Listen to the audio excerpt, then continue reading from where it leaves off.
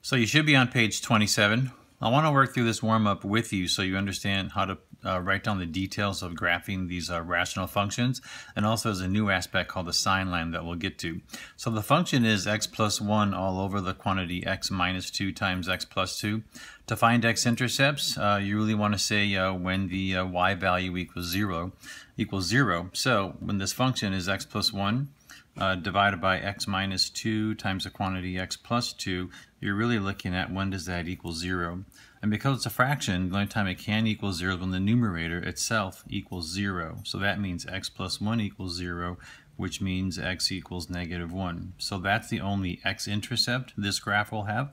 The y-intercept is when x equals 0. So you can write down y equals and then put in a 0 for all the x values and calculate the y-intercept. So the top is 0 plus 1. The denominator becomes 0 minus 2 times the quantity 0 plus 2. That's going to give you 1 over negative 4. So the only y-intercept is y equals negative 1/4. The vertical asymptotes occur when the denominator equals 0 because the denominator is already factored. Either those factors have to be 0, so either x minus 2 equals 0 or x plus 2 equals 0. So x equals 2 is one of the vertical asymptotes, and the other one is x equals negative 2.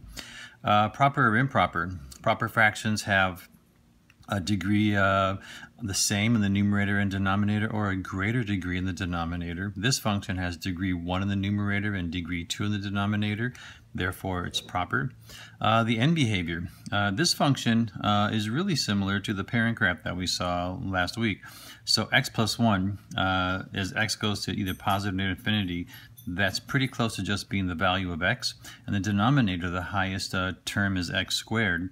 So x over x squared becomes 1 over x. So the parent graph of this function is similar, or the graph of this function is similar to the parent graph, which is going to look like this. It's going to be in that first quadrant and third quadrant.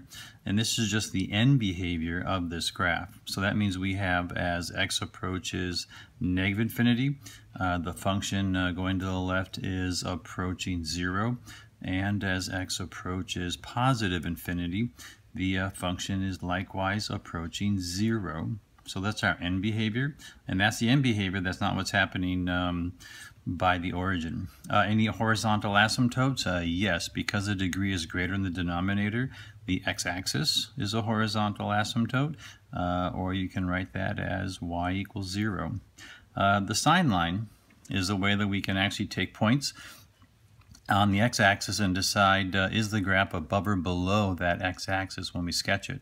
So the sign line values are the x-axis intercepts and also the vertical asymptotes. So we have these three values for our sign line: x equals negative 1, x equals 2, and x equals negative 2. So put those in the sign line in numerical order: negative 2, negative 1, and 2, and pick an x value to the left of the smallest value, in between the others, and to the right, and test if it's a positive or negative sign. So left of negative 2 or smaller than negative 2, I could pick negative 3. If I put that in the original function, the top of that fraction is going to be a negative number, because negative 3 plus 1 is negative 2. The denominator is going to give you a negative times a negative, which is a positive. So if I divide a negative and a positive, I get a negative. So the sign of the function left of negative 2 is going to be negative, which means the graph is under the x-axis. Between negative 2 and negative 1, I could pick negative 1.5. The numerator is going to be negative. I'll put a little negative sign above our fraction bar. The denominator is going to give me a negative times a positive, which is a negative. If I divide two negatives, I get a positive. So the sign of the graph between negative 2 and negative 1 is positive. Between negative 1 and 2, I can pick 0. 0 in the numerator is a positive number, 1.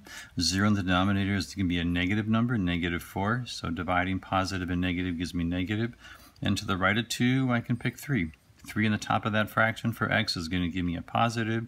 3 in the bottom is positive times positive, which is positive. Divide 2 positive is positive. So I can take all those values and sketch the graph. So first thing I know is my x-intercept is negative 1. There's a point. My y-intercept is negative 1/4. And then I have vertical asymptotes. One of them is at x equals 2, so I'll make a dashed line for that. One of them is at negative 2, so I'll make a dashed line here. And I also have a horizontal asymptote, which is the x-axis. Kind of hard to show because the x-axis is already solid. I'll put a little dashed line right above it.